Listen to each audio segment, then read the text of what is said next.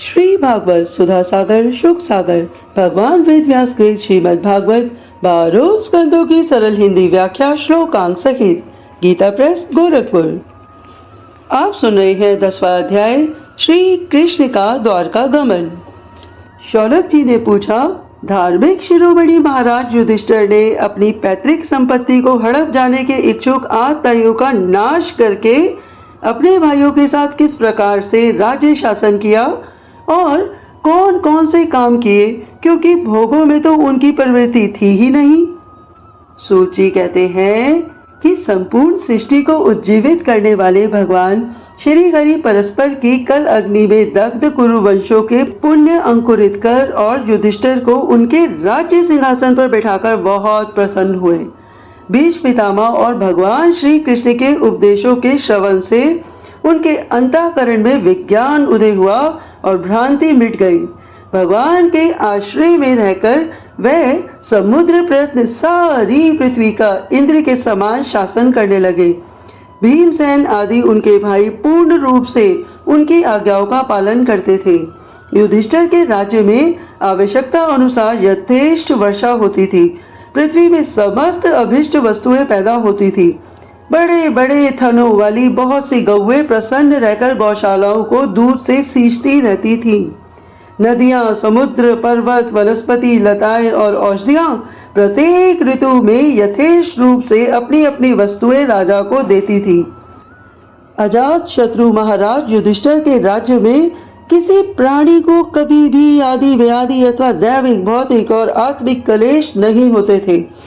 अपने बंधुओं का शोक मिटाने के लिए और अपनी बहन सुभद्रा की प्रसन्नता के लिए भगवान श्री कृष्ण कई महीनों तक हस्तिनापुर में ही रहे। फिर जब उन्होंने राजा युधिष्ठिर से द्वारका जाने की अनुमति मांगी, तब राजा ने भगवान श्री कृष्ण को अपने हृदय से लगाकर स्वीकृति दे दी।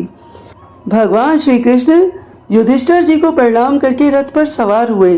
कुछ लोग समान उम्र वालों ने उनका आलिंगन किया और कुछ छोटी उम्र वालों ने भगवान को प्रणाम किया।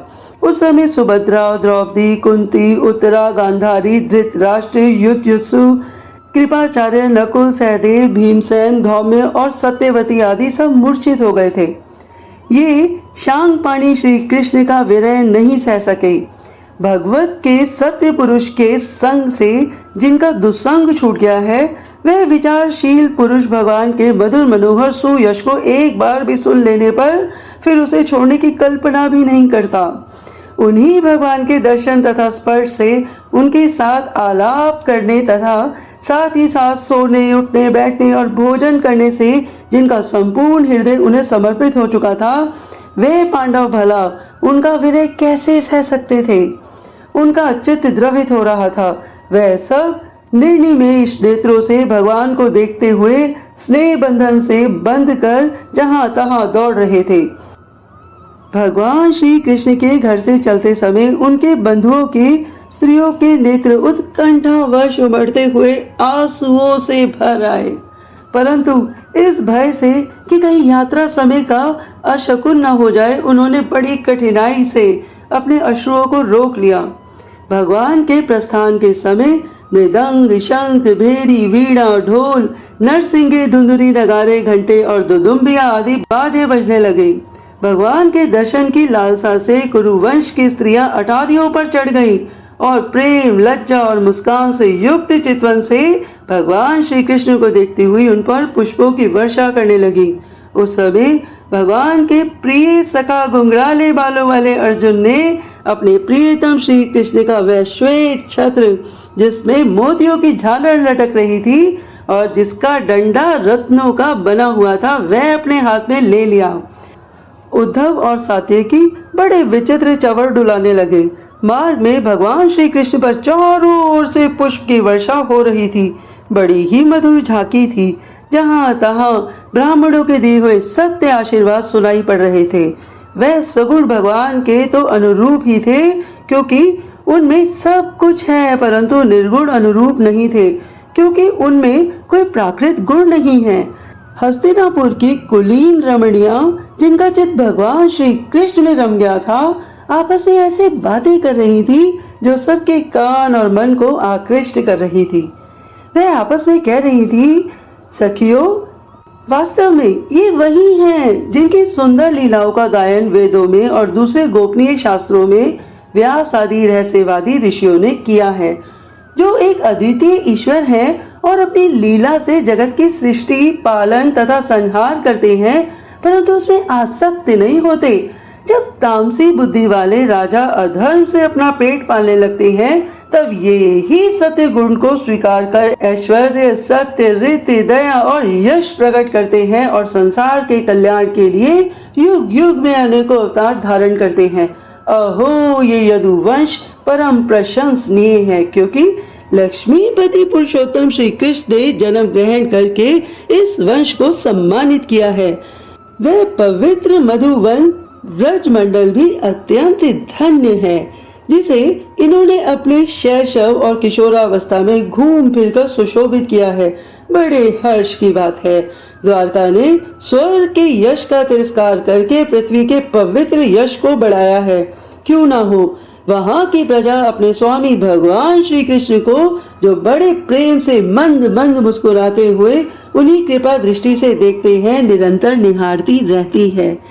सखी, जिनका इन्होंने पाणी ग्रहण किया है, उन स्त्रियों ने अवश्य ही व्रत, स्नान, हवन आदि के द्वारा इन परमात्मा की आराधना की होगी, क्योंकि वे बार बार इनकी उस अधर सुधा का पान करती हैं, जिसके स्मरण मात्र से ही व्रज बालाएं आनंद से मूर्छित हो जाया करती हैं।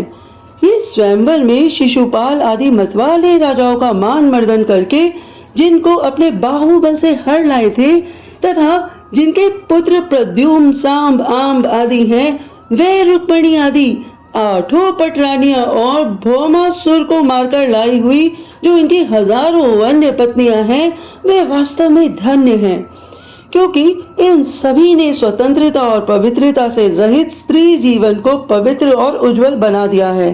इनकी महिमा का वर्णन कोई क्या करे।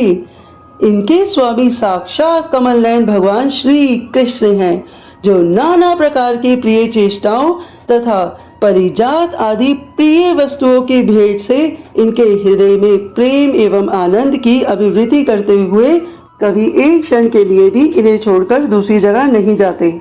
हस्तिनापुर की स्त्रियां इस प्रकार बातचीत कर ही रही थी कि भगवान श्री कृष्ण मंद मुस्कान और प्रेम पूर्ण चितवन से उनका अभिनंदन करते हुए वहां से विदा हो गए। अज्ञात शत्रु युधिष्ठिर ने भगवान श्री कृष्ण की रक्षा के लिए हाथी, घोड़े, रथ और पैदल सेना उनके साथ कर दी। उन्हें स्नेहवश ये शंका हो आई थी कि कहीं रास्ते में शत्रु भगवान श्री कृष्ण पर आक्रमण न कर दे। सदृढ़ प्रेम के कारण कुरुवंशी पांडव भगवान के साथ बहुत दूर तक चले गए।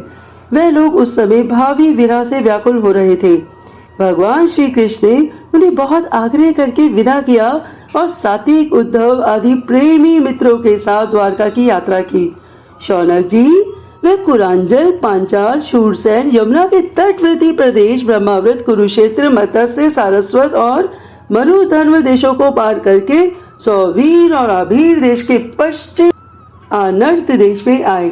उस समय अधिक चलने के कारण भगवान के रथ के घोड़े कुछ थक से गए थे। मार्ग में स्थान स्थान पर लोग उपहार आदि के द्वारा भगवान का सम्मान करते। सायकाल होने पर वह रथ से भूमि पर उतर आते और जलाशय पर जाकर संध्या वंदन करते। ये उनकी नित्यचर्या थी। अभी तक आप सुन रहे थे 10वां अध्याय और अब हम सुनेंगे 11वां अध्याय, द्वारका में श्री कृष्ण का राजोचित स्वागत। आगे आप सभी लोगों ने श्रीमद् भागवत के 10वें अध्याय को बहुत ही प्रेम पूर्वक सुना। आपके अंदर बैठी आत्मा, आपकी ऊर्जा शक्ति को मेरा बारंबार प्रणाम है। आप सबका भगवान श्री कृष्ण मंगल करें।